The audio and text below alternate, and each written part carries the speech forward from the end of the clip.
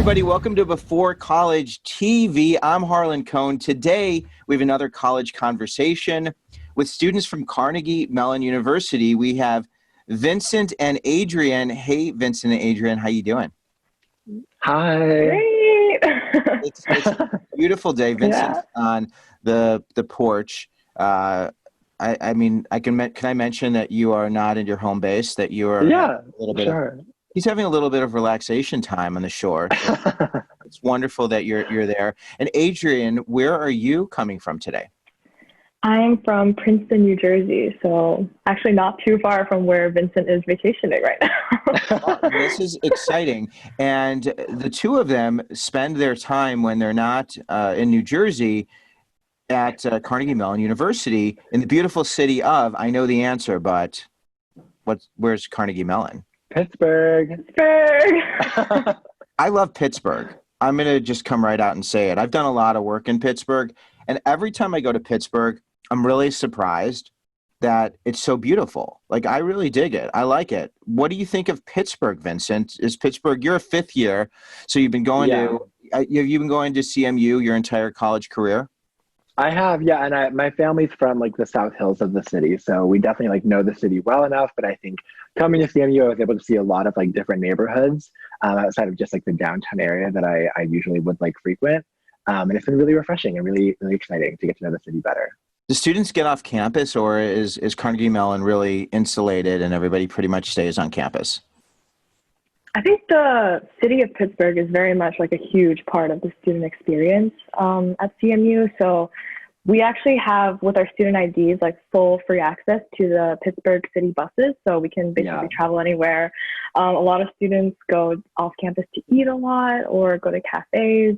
So yeah, everything is really close, like downtown and the surrounding neighborhood. So we go out a lot. Yeah, definitely. I think it's an important thing, especially when you go to a school that's in a city. You have all the city benefits, and the riverfront is really beautiful. And, for people who aren't familiar with Pittsburgh, who want to get a sense, just like Google it and look it up and watch some videos, because I'm telling you, like, and the food is really good too, right? Favorite restaurant in Pittsburgh, Adrienne? Do you have a favorite place to eat?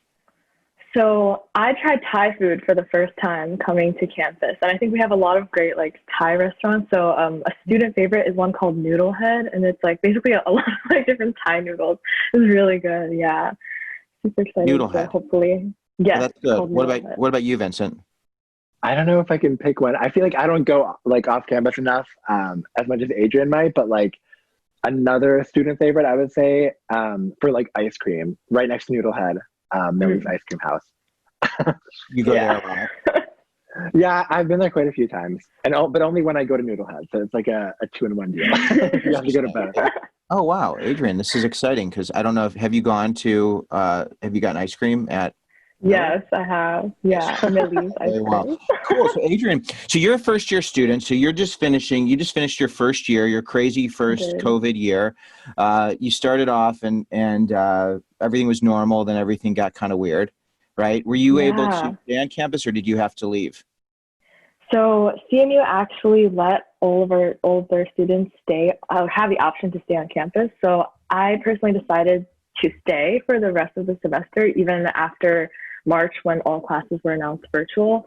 I just thought that I could focus better perhaps on campus and, stay in the aura of the campus environment. But super grateful that the school allowed. I know that some other colleges may not have and other colleges may have. So I really loved it. That piece, because right now it's July when we're recording this and it's 2020. We're not quite sure what's going to be happening in the fall. A lot of schools are going to be virtual.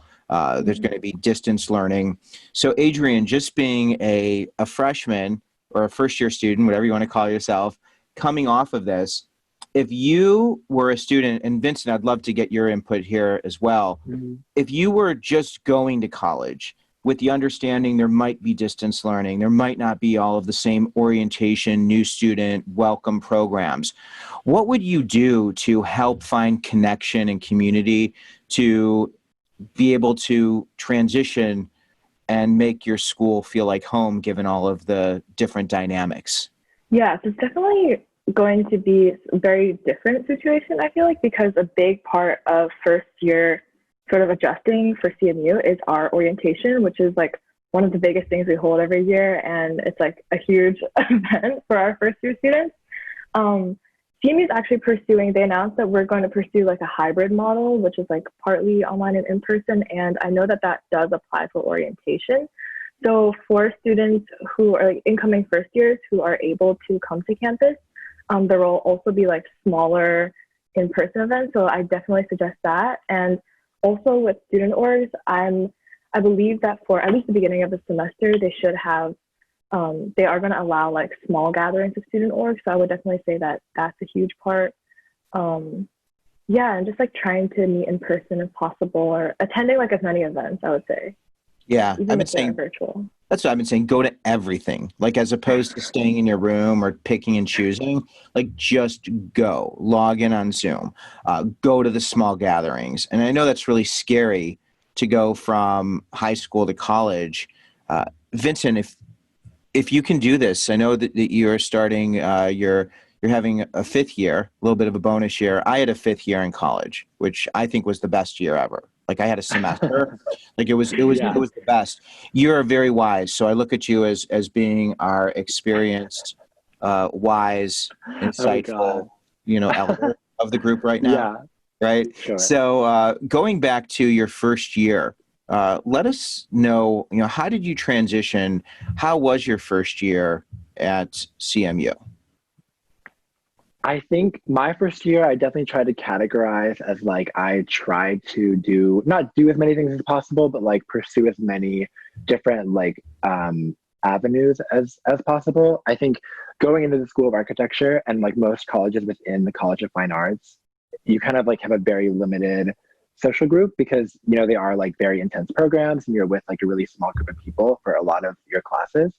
So I try to just find ways to meet other people who were from my incoming class through orientation and then like through a bunch of programs kind of after that, just to make sure that I like didn't really bubble myself in too much, but rather like allowed a lot of opportunities to kind of open up in my later years. Yeah, that's helpful.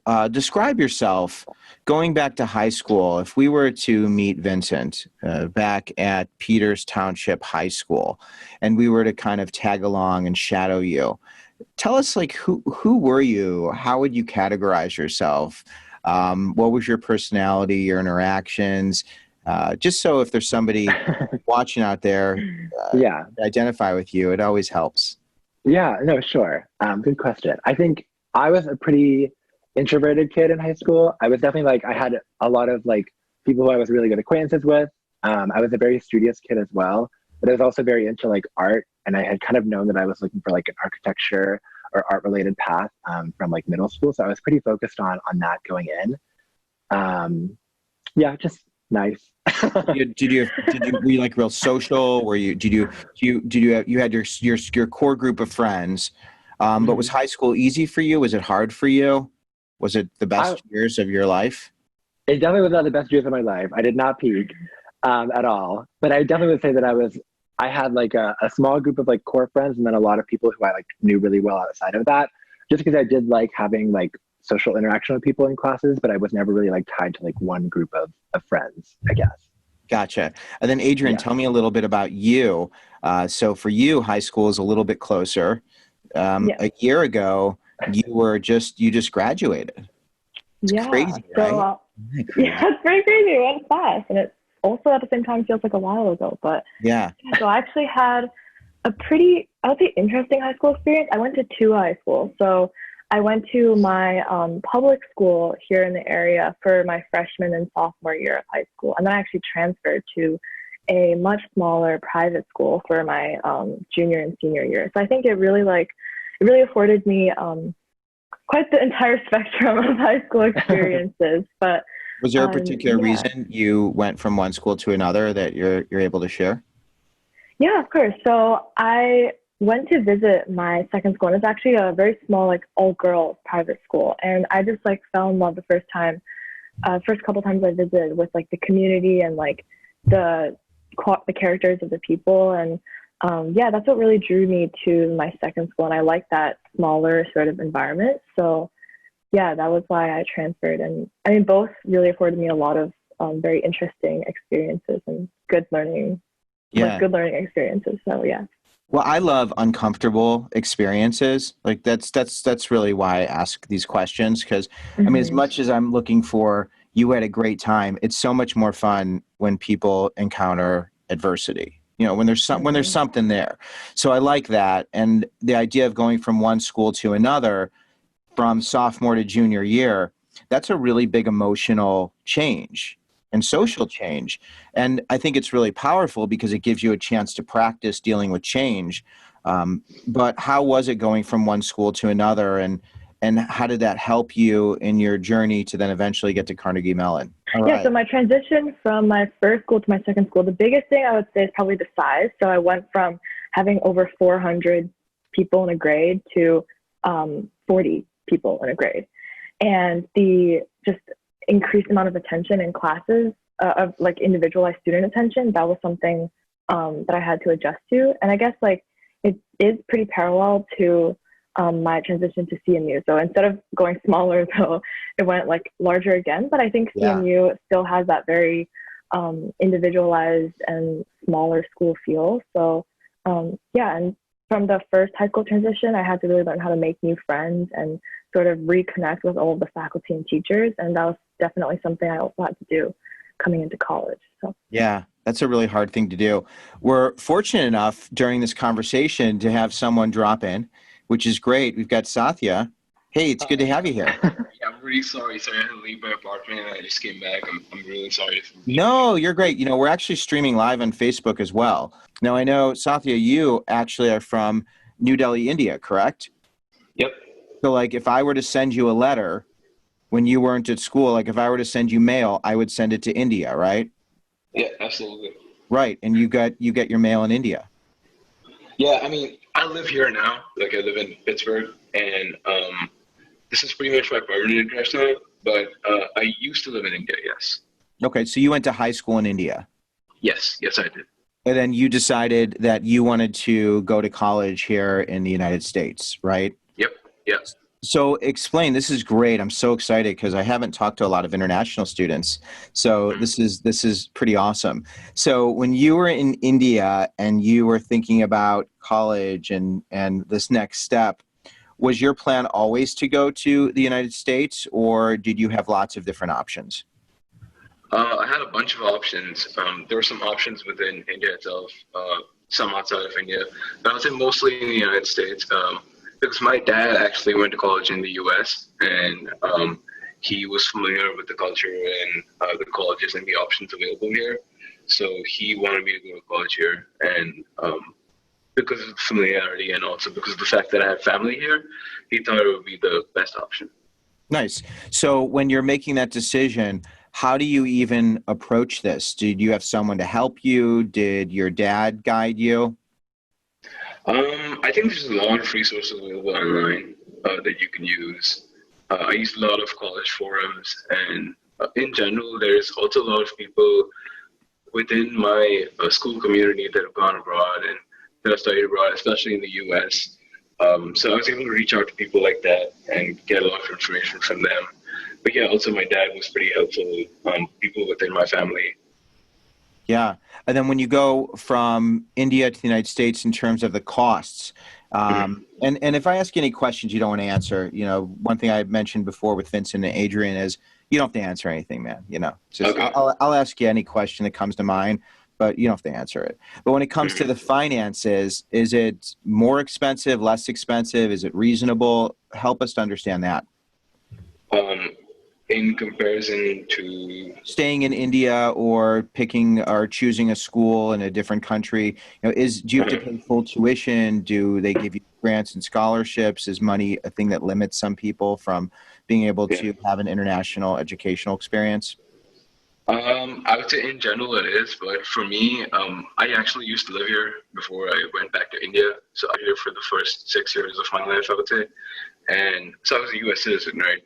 Oh. And for me, it wasn't like super like expensive, I guess. But within India, it probably would have been the same. Maybe a little cheaper, depending on the university that I chose to attend. So because of the fact that, the price was similar and the quality of education was so different, I just chose to come here. Yeah, that's But for awesome. most, I would say, but for most students, I would say that it is more expensive to go to the U.S. Yeah. And I don't know if they offer you the same incentives, because international students are usually really desired because, of course, it's interesting to have a diverse population, but they pay they pay full tuition Yep. a lot of times. Exactly. Great, like they're high value students. Not that other people aren't. But Yeah. anyway, getting back to, so Vincent, I want to know, how did you choose Carnegie Mellon University? And was there another school that you were really seriously considering and maybe didn't get in or decided wasn't the best choice? So walk us through your decision-making process. Sure. So I think going into the college search process, I was really limited because I was only looking at 5-year accredited architecture programs. So I think I don't know if this number is correct, but I think there's only like 100 to 120 programs that are offered in the US. So that already kind of limited my list, and I was looking for schools that were in like major cities or schools that had really well-known programs. So I think I had a list of maybe like 10 to 12 schools that I applied to, and CMU was definitely up there in terms of like the reputation of the school and like what the school was doing in the field.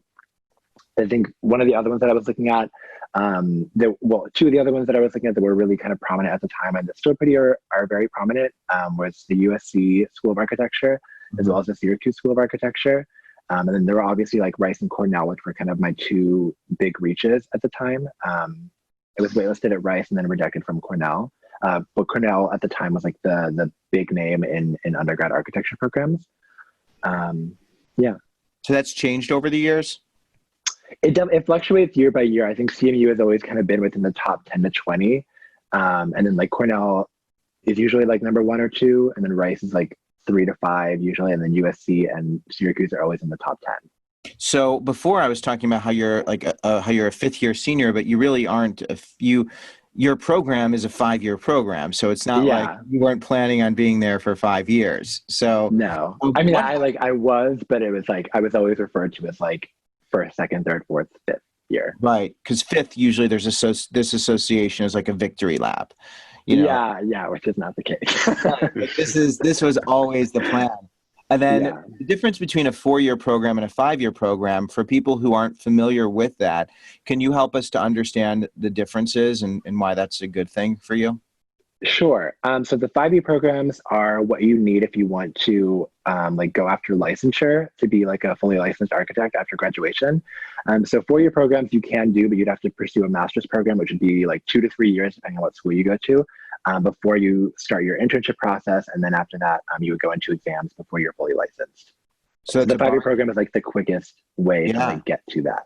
I bet they're highly sought after as well. Mm-hmm. When you've got into some great schools and Carnegie Mellon, I really have so much respect for your school and just the reputation and the education. When you got the rejection and the wait list, did that shake you a little bit, Vincent? Are you good with rejection? Do you personalize that? I don't think I personalized it. I think I was like a little bit upset at the time because I think at that point I didn't really have the perspective of like, it all depends on what you do kind of after graduation and during your time in college. And I think I also like, as much as I liked as much as my top choice was Cornell at the time, I think reflecting back on it, and even like once I got the rejection, I realized that it wasn't really what I was looking for. It was kind of like on its own, isolated away from any city. So I found comfort in that, I guess. Yeah, it's a big difference. Definitely. Going to a school that's more isolated, like in Ithaca or in Syracuse, versus being in a city. And I think you said before you like the city. So you're an architecture major, or do you also? I know that you work with. You mentioned that you shared with us you're head of design for the Lunar Gala fashion show, or Gala, the Gala fashion show. Are you involved with the fashion piece, or are you involved with like the stage design, or tell us a little bit about that? So my experience with them has pretty much only been like designing garments and putting those on the runway. I think like using my degree in architecture has definitely been a lot of like learning how to like bridge different areas of design. And so fashion design has been something that I've like been pursuing recently to kind of pursue something in production design or like garment design possibly in the future upon graduation. What's your dream job? I don't know. I mean, I think it'd be really cool to like own my own like fashion house someday, but I think that's like a little bit far-fetched. I think working with like, I don't know, I think working with like fashion designers to create the experiences behind their lines, whether that is like for the storefront or for like the fashion show itself, would be really interesting. And I think it'd be a really good way to like bridge my two interests. Yeah, that's interesting. Well, I'm a big believer. Like I'm kind of crazy in the sense that if you told me you had your own line and, you know, it was this mega multifaceted public figure with this high profile line, I'd be like, this is great. Good. I'm so happy I got to meet you today. That would be really cool. Years, man. I believe it. So Adrienne, tell us how you picked Carnegie Mellon University, and if there was any heartbreak during your college search, lay it out there. We want to hear. Sure. So, yeah, I think I know a lot of other high school students, or when I was applying for college, a lot of other people or my friends would be like, oh, I know exactly what I want to do. Or like, maybe for me, I want to go into architecture, or like, I definitely want to go into medicine. And I think in high school, I was definitely that student who was like, well, I like a lot of things and I took a lot of classes and I think I'm interested in everything. So I was very much, I had that like sort of, I'm not exactly sure what I want to do when I approached the college application sort of process. And so my applications, I would say, were pretty like all over the place, like kind of everywhere. And I knew that I wanted to go to a school that was more interdisciplinary in nature. So like if I wasn't sure what I was going to do, especially in my first year, I'd be able to switch or add things. And I think that CMU definitely had that.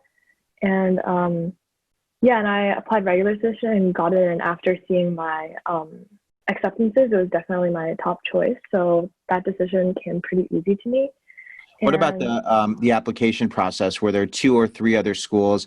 I liked when Vincent was sharing that there was Syracuse and there was Cornell. Was there another couple of schools that you were considering?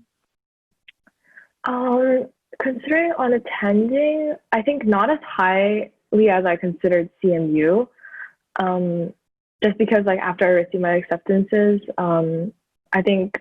And I also visited the schools because last year we could still travel a little bit, unlike this year. So, yeah.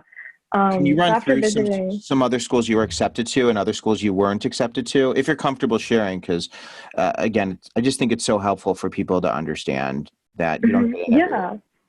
Sure. So some of the other schools I was accepted to were, I believe Emory was one of them. And I also applied to a few like women's colleges because I went to a girls' high school and I really liked that community aspect. But eventually I decided not, because for my college experience, I sort of wanted like a more well-rounded experience. So and then in terms of other schools that I didn't get into, I think they're mostly like reaches.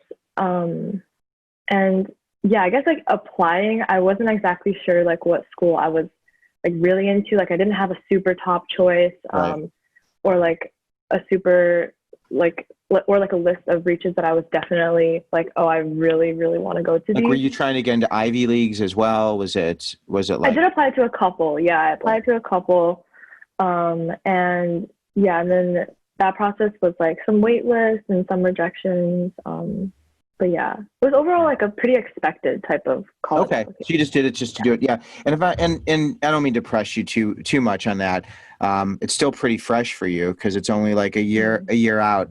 But you are really happy at Carnegie Mellon University, right? Like you seem to really love it. So the lesson from these questions for the students who are watching is, it doesn't matter if you don't get into that school that you really wanted to get into, because you're going to find somewhere else. And when you do get into the school you really want to get into, that's wonderful, but it still can be uncomfortable and challenging at times because that first year can be really hard to find your way. Sathya, so how did you pick Carnegie Mellon University, and were there other schools you applied to and schools that you didn't necessarily get into? Yeah, so when I was picking my school, I knew that I wanted to go in for something along the lines of CS or a similar major to that, like ECE or something like that. Okay. And I chose all my schools based on whether they were good for CS in particular. So CMU was obviously on top of that list with a bunch of other universities. Totally. And I applied early to Stanford. I really wanted to go there, but obviously, that didn't work out.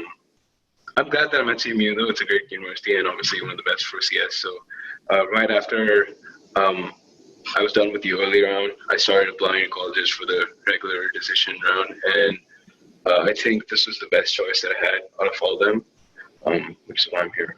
Yeah, I mean, Stanford only has so many seats available, and I know. I talked to some Stanford students, and it was wild just to hear, like, they don't even know how they got it. It's like at that point when you're so exceptional and so awesome, it's just random. I mean, it's just luck. Absolutely. I like to compare it to, I do a lot of work with dating and relationships too, because I'm an advice columnist and I've written some pieces on dating. And it's like, you could be so attractive, like you could be the most attractive person in the world. And not everybody will want you. And it doesn't mean you're any less attractive or qualified or anything other than that. There's just this reality that not everybody's going to always get there, and you'll end up seeing people in the next place. You'll see them. Yeah. You'll see them at NASA or at SpaceX or at Google or wherever, and you guys will hang out and eat if people can actually sit at tables together.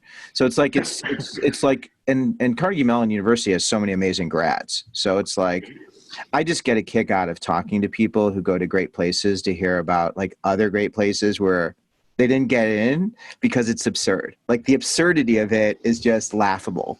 So yeah. That's where the joy comes from me. Sometimes I think I sound a little bit sinister when I'm like, who rejected you?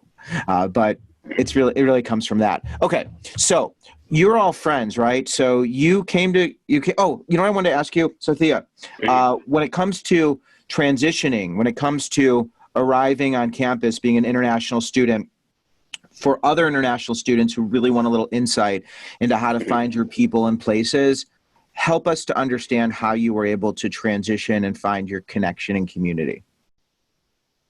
Yeah, CMU does a lot of smaller meetups and things of that nature in your hometowns usually. So for me, they had one in Delhi actually. They brought in a couple of representatives from CMU to come to New Delhi and give us all a brief, orientation of sorts. So I guess like those meetups really helped because I became friends with the other students who were coming here from India. And other than that, I guess at CMU, when I first, OVEEP was really helpful because I just met a lot of people in my dorm and outside of my dorm, and there's all these organizations that I wanted to be part of. So one of them was actually the business fraternity that Adrienne and Vincent are also part of, Alpha Kappa Psi.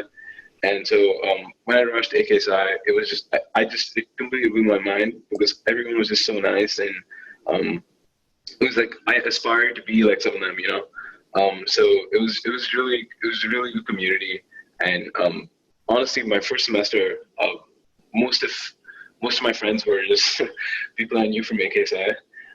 So it was really nice to just rush with them and get to know them that way.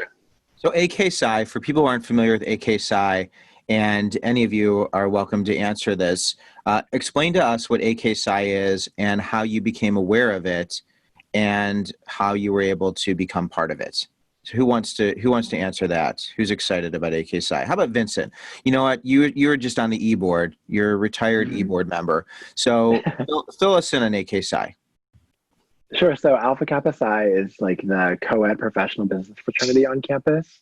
I think we're like probably the organization that's probably like most fit as a professional organization. There are a couple of other like more specific like industry specific related organizations, but I think we're the one that kind of like fuels everyone together who's interested in gaining professional skills in a setting that isn't only focused on like one industry. How do you get in? Do you have to apply or rush? So it's a rush process and then an application process. Yeah. Is it hard to get I in? don't know. It sort of mimics, like, it's designed to mimic almost like an application process for like a job, because it is professional. So it sort of mimics like the professional process for getting a job, and then it also has like student organization like components. So like meeting people who are already in the organization and like talking with them. Yeah.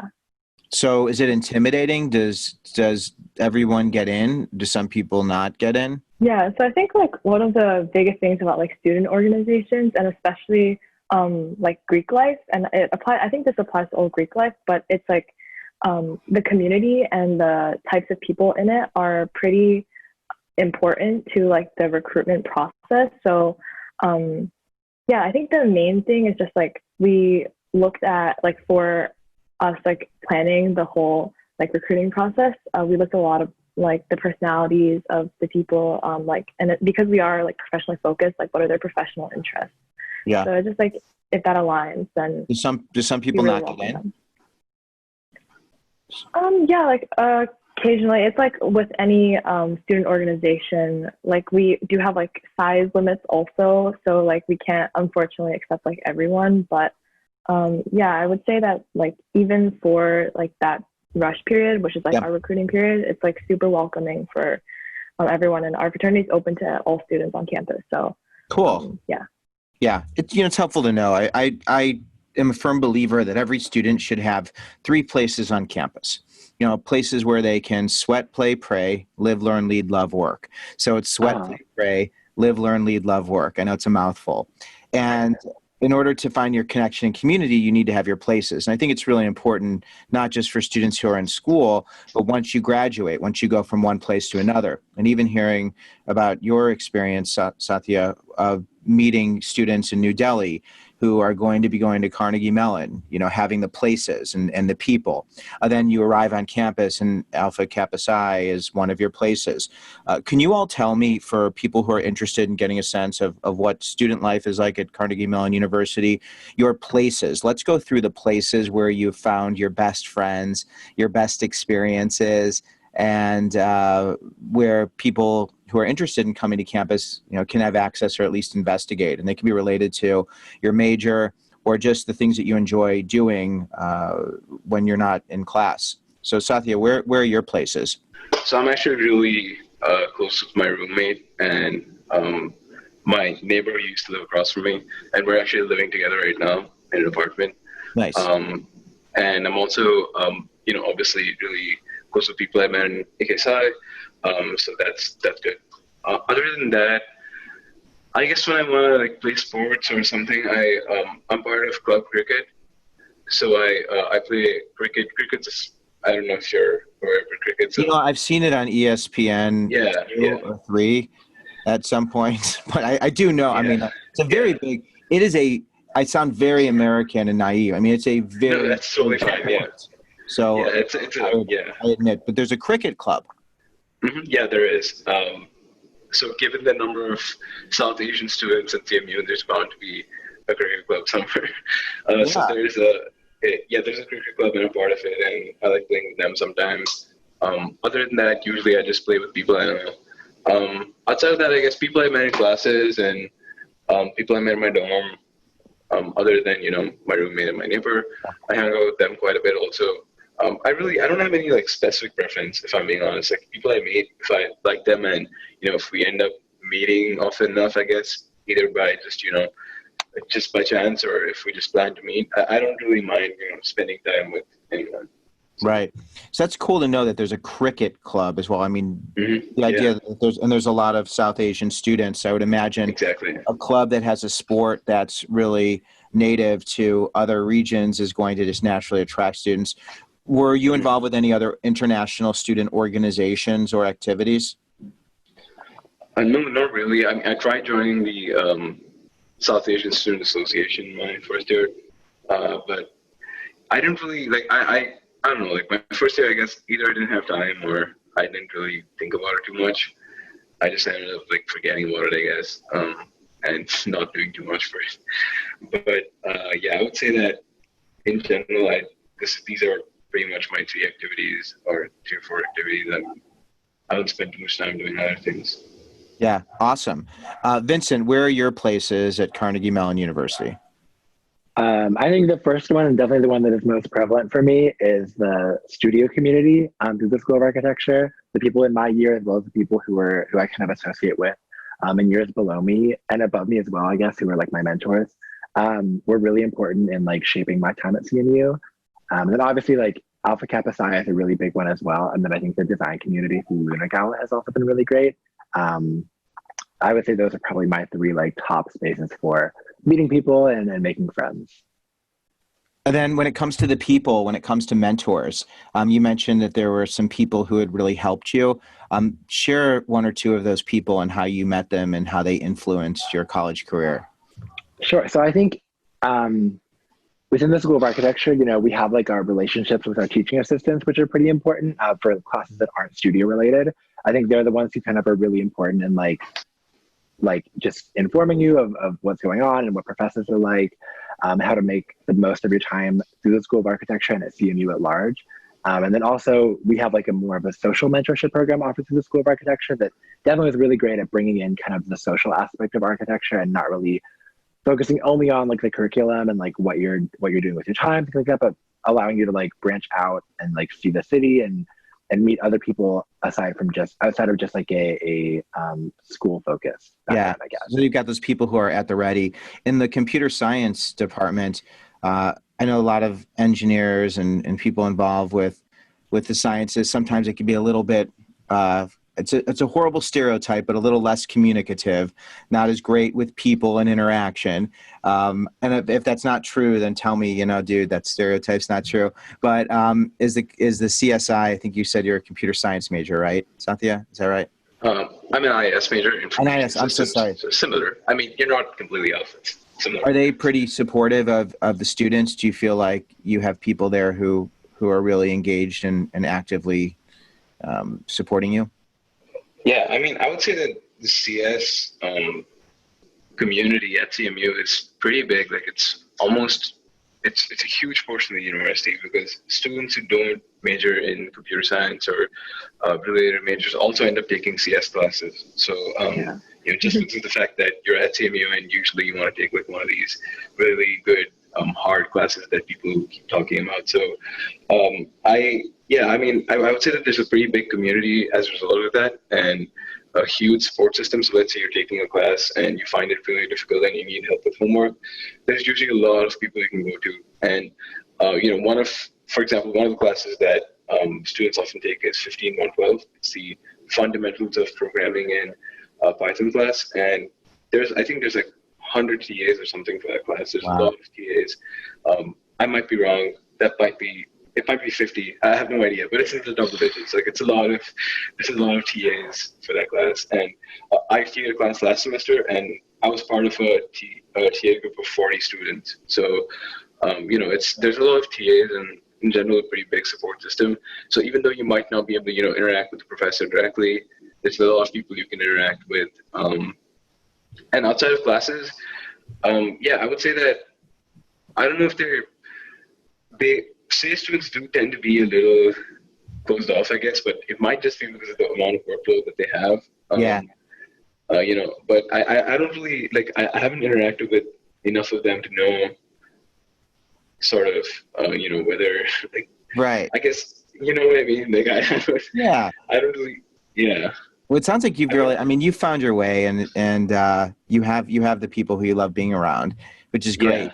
I want to ask Adrienne, I want to hear about your places, but I also want to ask you, when it comes to the academic part, have any of you struggled? Did you fail? Did you get a D? Did you freak out and think like, oh no, this is not going well? Did that happen to any of you at any point? Yeah, it definitely has. Oh, to me, yeah. I can definitely speak about it. Yeah, because I think it's like an important part that, you know, students sometimes need to face in college, especially with like a workload and like a difficulty level like CMU courses. So I took like a math class it was a very conceptual, proof-based math course that's pretty infamous at CMU. It's called Concepts. And yeah, I took it my first semester here. So literally first semester coming to college. And at that time, I was also in the middle of joining different student organizations and joining Alpha Kappa Psi. And yeah, it took up a lot of time, and it was also like a very different type of math that I was not used to. And that class just didn't end up being, or like my results in that class just weren't reflective of like my actual work. I felt it was more of just like a lack of like time and a difficult adjustment period. And one of the things that I'm really grateful for is that we have like a period of time where if you feel like you're not doing well in a class, students can drop a class whenever you want, and it doesn't show up on your transcript. And if you surpass that period of time, you'll also get a drop voucher. So if like all the resources that the school offers, like if you go to residence hall tutoring, or if you meet with your TAs and your professors and you still feel like you're not performing well, you can ask your academic advisor for a drop voucher. And that's what I did, because it was almost actually to the end of the semester, and I just didn't feel like my performance in that class, I didn't want that on my transcript. And so I did end up using a drop voucher for that class, and it doesn't show up on your transcript, and you can take it again if you want to in future semesters. And yeah, so that's amazing. So you could take a class and you can take it almost the entire semester, and you can have a grade that really is not reflective of your abilities. And you could talk to your advisor and say, I would love a drop voucher. And then you can do that. That's awesome. Yeah. Yeah. So I think that the school's really flexible in that aspect. And yeah, they definitely put like the students first. And because academics is so valued, I think among like all the students here, yeah, they definitely want to make sure that you don't feel like you're pressured to the point where you can't move. Yeah. Yeah, that's great. And speaking of places, your freshman year, your first year, where are the places you found your closest friends at CMU? I would say, so for most first year students, it's probably the residence hall. But since I actually didn't stay in a traditional like style where there's like a communal bathroom and all the rooms on the hallway, I actually stayed in like an apartment style one. So I got pretty close with my apartment, but I think my closest friends were through my classes and also through the organizations I was in. And you were, yeah. you know, Alpha Kappa Psi, we mentioned that. Were there other organizations that you were involved with? Yeah, so starting from my spring semester, I joined the tour guide community. So I'm a tour guide for CMU, and we're called like Andrew ambassadors. So that's like a whole different group of people that I've gotten closer with since then. And I also work for the Alumni Association Telefund. So I call alumni and ask them for gifts and get rejected a lot. No, but it's great to have that community as well, because we're all student callers. So yeah, just finding different communities to get involved in was really important to me. So yeah, and that's a job, you get paid for the job, for both those jobs? Yeah. Are they work study jobs, or are they just part-time jobs that you were able to get on your own? They were part-time jobs, yeah. Nice. And I think that they are offered for work study, but I decided that I wanted to just have them for, yeah. You're a tour guide, which is amazing. So what's one question you think everybody should ask when going on a tour? Like, what's the best question that a student can ask? I think the best question for a prospective student is to ask, why did you choose this school? Because I think you can tell a lot from the tour guide's answer. And for me personally, when I was touring schools as a high schooler, I thought that like they would spit out a bunch of statistics and facts about the school. And to me, that was like, oh, I could read a lot of that like on the website or something. But I was definitely more fascinated and could tell a lot more about the quality of the people when they talked about their personal experiences or like just general student experience on campus. So why did you choose blank university? Right. And you chose CMU because? Yeah, if you're going to only answer this question maybe. But I chose CMU for two main reasons, I would say. Firstly, I think I knew that I really wanted somewhere that valued academics and professionalism as much as I sort of wanted to get involved in that aspect. And I know that CMU and its students really does value like careers and as well as like academics. Yeah. So I wanted to be in an environment that propelled that. And I think the second and most important is just the quality of people, like both students and faculty. When I visited CMU as a high schooler, before I had even committed or committed to the school or decided, I actually met with an academic advisor, and he sat down with me and he helped me plan like my schedule for like 4 years, and we discussed about what I was interested in and what possible like career paths I could go down to. And that really meant a lot to me. The fact that I was still like a high school student and the faculty were already this supportive. And also just like meeting everyone and like students and how passionate and like unique everyone was. So I would say those two main reasons. It sounds like a really connected community. Sathya, I know that you have to, I don't know if you have to leave our conversation because I know you have something that's coming up. And if you do, you can certainly just drop out of the conversation. I'll give you a thank you. I'm going to try and wrap things up relatively quickly, but I have a question about your most uncomfortable moment. I think that is always reflective of just how you're able to get through it and find resources and support services to just help yourself to get through it. Everybody I find has like a really uncomfortable moment. And Adrienne, it might have been your grade, your math class that was like horrifying. Your math experience, or maybe there's another one, which would be great. And when I ask this question, it can also involve dating, relationships, your life outside the classroom, because there's a lot of social aspects to college life that I think a lot of students don't always understand. So if you can give me your most uncomfortable CMU experience and how you got through it, I would love that. Vincent, do you have one or two or 5 or anything comes to mind? I guess I'd never really like thought about that. I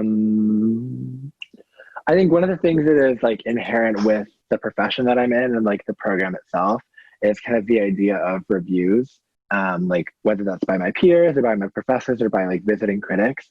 I think like that time of the semester when we are finishing everything for reviews, I think is always a very vulnerable time because, you're not sleeping as much, you're not sleeping as well. You're always worried about like, what more can I finish or fix so that maybe it doesn't get pointed out, but then it ultimately ends up getting pointed out during a review anyways. And I think that is like where, right? It's like, that's like where you're getting judged. 100%. Yeah. Whether they find like a really small flaw that is worth pointing out, or whether it's like a whole problem with your scheme that maybe isn't really working as well, or they don't understand. I think that's kind of always the most embarrassing time of my career experiences has been like during reviews. Like, is there one review in particular that the feedback really hurt or cut deep? Can you share the specific feedback and how you were able to work through that? I'd love to know what it was. Well, I guess I don't have like one very like personal experience because I don't think that, I think a lot of what the School of Architecture harps is that like, these like end of semester reviews are like not very critical to like your grade. I guess it's more, and it's not a reflection of like your work ethic and like how you progress through the semester, because obviously your professor knows that better than some visiting jury. So I think the School of Architecture is really good at focusing on like, this is not a personal attack on you. It's more of just like a question of your thought process. So I think I haven't taken anything like personally offensive, but there have been like some moments for my classmates that have been a lot more like critical or like I guess stepping over the line. So I think for me personally, I just haven't taken it personally. But I think there are a lot of like small remarks and points that critics have made that have been like very not pointed to me directly, but just kind of like questioning the whole like studio itself. Yeah. Well, I'm a big fan of the expression that information is not emotional, that information is just data. And I'm the one who processes it and attaches emotions to it. And when you're in a creative field where there's so much room for interpretation, to look at information as emotional is only going to cause you to either retreat or attack. So definitely, I think to be successful, you're going to have a lot of people who will never like your fashion or your sensibilities, but understanding them, I think, is really important. So that piece, and I find that especially with your generation, the idea of offering feedback and processing feedback is something that people really struggle with, because the expectation is that sometimes, yeah. Yeah, I mean, and I could be wrong, but I think you really just, in order to be creative, in order to be able to really go after what you want, you got to be great at handling feedback. And Yeah. it's hard. It's hard what you do, and that's the part where you have your mentors and you have the people you can lean on. So when someone says, like, Vincent, that sucks, you could do better. You're like, dude, what are you talking about? But then you can turn to your people. And it sounds like you have those people who can ground you and be like, dude, Vincent, you're a genius. Like, you're so smart. You're so great. You're so talented. Like, that person, whatever. Like, Yeah, absolutely. I think the student body is really good at like building itself back up. Yeah, I think it's really important, but being able to process that. All right, sorry to get on a little soapbox there, but it's just being in a creative space like that. And then also, I think being in a really binary place. But Sathya, bringing me to you. A lot of times, I know when it comes to the sciences, things are very matter of fact, and there's less room for interpretation. I think people can sometimes be rigid in their expectations and feedback and handling that. But anyway, I don't want to dictate your uncomfortable moment. I'm curious, what's been your most uncomfortable moment experience at CMU, and how do you get through that? Yeah. So I guess fall semester of sophomore year, I towards the end, I felt like really sick, and because my family was far away or whatever, I had to pretty much go to the hospital myself, all that stuff, handle everything myself, and yeah, I mean, it was kind of difficult because I feel there's one thing that you always miss your maybe you don't normally miss your family, right? Like, when school is normal and everything's normal, but when you fall sick, you always miss your family. Like, that always happens, and I think that was especially the case for me. I ended up missing my family, and things were just pretty difficult because I wasn't able to do a lot of things. I had a lot of homework coming up because this was right around Thanksgiving break, so there was a lot of projects due, and also finals were coming up. So it was just a lot happening at once, and I don't know. I guess because I was going to end up meeting my family 2 or 3 weeks right after that, I ended up thinking, okay, it's fine, it's all going to be okay, and just telling myself that this is all just a small part of the big picture. I honestly feel this way pretty often. It's not just during that time. Whenever things don't go my way, I end up just thinking this is all just part of the big picture, and keep looking at that big picture and how things are going to work out in the future. So that's how I deal with stuff. Yeah, it all passes. It's like a storm. Exactly. Yeah, this too will pass. Yeah, that's a really healthy attitude. Was there someone who helped you when you were sick? Were there friends that helped you? Were there people in the department that helped you? And how did you get through that? That sounds really scary to have your family all the way in India and be in the hospital. Yeah, I mean, my roommate was with me for a bit, so that was nice. I would say that it was mostly so initially I had my roommates and housemates to help me. But I guess after that, even though I was mostly alone, it was my mom knows a lot of people here. Surprised. I don't know how she does it, but she just finds people anywhere in the middle of nowhere. If I'm in the middle of Alaska, she'll still find people to help me. So she just found people, I guess, and she was like, okay, if you want help, you can reach out to them. So I guess having that safety net to fall back on was kind of nice. In general, I don't know. It wasn't. I don't. Again, I don't mean to show off or anything, but I've become pretty independent as a result of coming here and being alone for so long, that I don't find it difficult to deal with things like this now. So it's right. So I got it was fun. I didn't even think about being alone at a certain point. I was okay with it. Right. So, I think it's really comforting for someone who is going to be going to school very far away. The idea that eventually you adjust and yeah, exactly. And you are okay. You're going to be okay. It's just there's going to be these challenges and unexpected situations. Adrienne, what was your most uncomfortable moment that jumps out, and how do you get through that? Well, immediately what comes to mind when I think of uncomfortable, walking to class in January in Pittsburgh when it's windy, raining, and snowing. That's what came to mind first. But no, I'm kidding.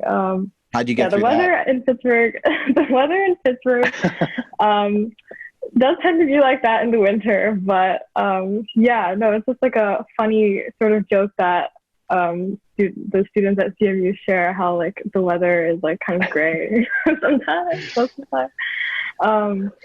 Yeah, but if you wear like layers of clothes and like have like a nice waterproof jacket, you can basically get through that. That's what does it. And you come back, and you want to come back, even though it was a tough winter. You're ready to do it again, right?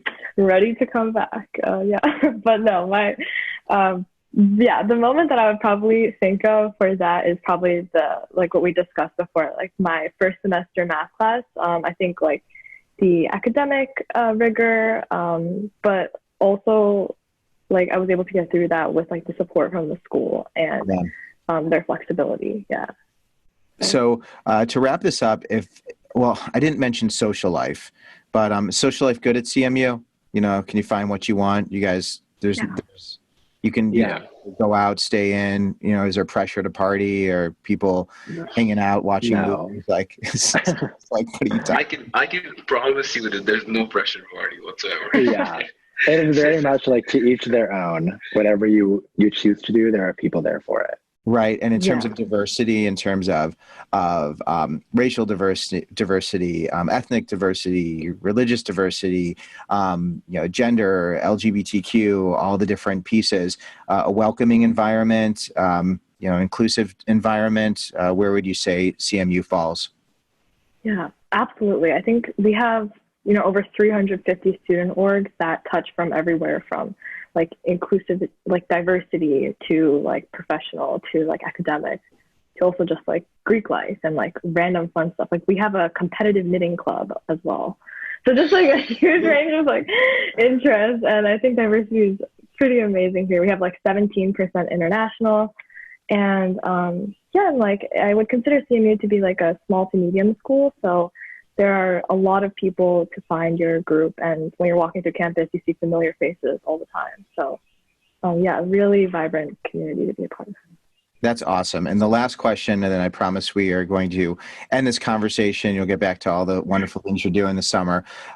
If you could go back in time and give you a tip, going back to senior year in high school, and tell yourself one thing that you don't need to worry about, that was like something you really worried about a lot. So you'd be like, Vincent, hey, you don't have to worry about this. Don't spend your energy, because it's not something worth spending your time on, man. It's going to be okay.